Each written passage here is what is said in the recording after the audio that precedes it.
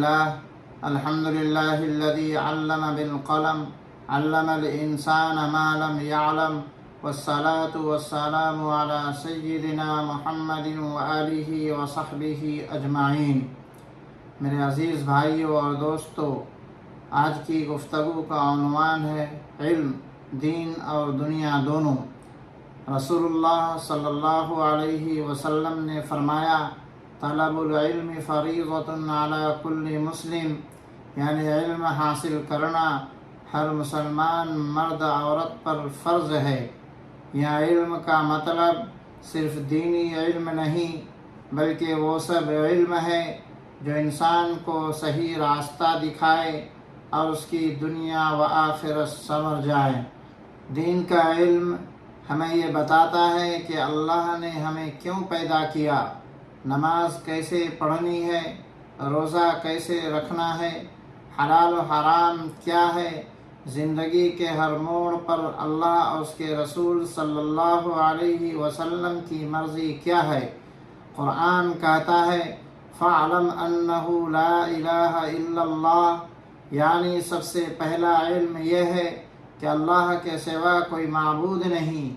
یہی علم انسان کو اللہ کے قریب کرتا ہے، گناہوں سے بچاتا ہے اور آخرت کی کامیابی دیتا ہے۔ بھائیو، اسلام نے دنیاوی علوم کو بھی نظر انداز نہیں کیا۔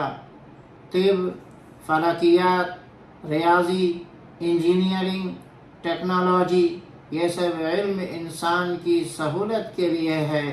یاد رکھیں، اگر دین کا علم ہمیں اللہ تک پہنچاتا ہے تو دنیا کا علم ہمیں انسانیت کی خدمت سکھاتا ہے۔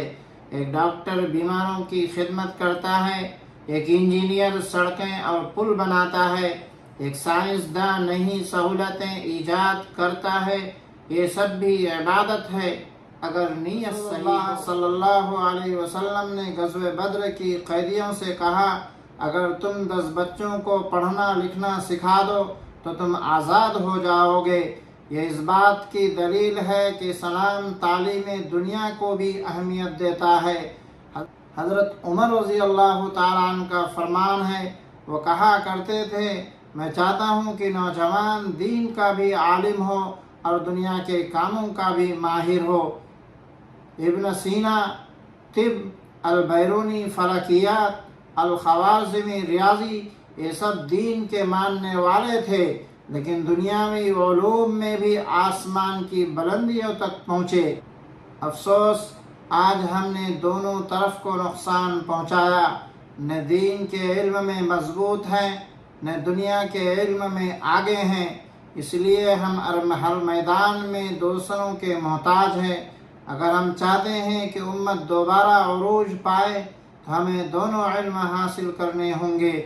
دین کا علم تاکہ ہم سیدھے راستے پر رہیں، دنیا کا علم تاکہ ہم ترقی کریں اور انسانیت کی خدمت کر سکیں۔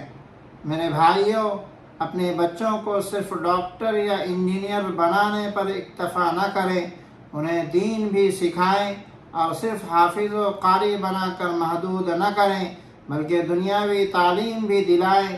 یہی توازن امت کو دوبارہ عروج کی طرف لے جائے گا۔ اللہ تعالی ہمیں ایسا علم دے جو ہمارے دل کو روشن کرے، ہماری دنیا کو سنوارے اور ہماری آخرت کو کامیاب بنائے۔ آمین یا رب العالمین۔ والسلام علیکم ورحمۃ اللہ وبرکاتہ۔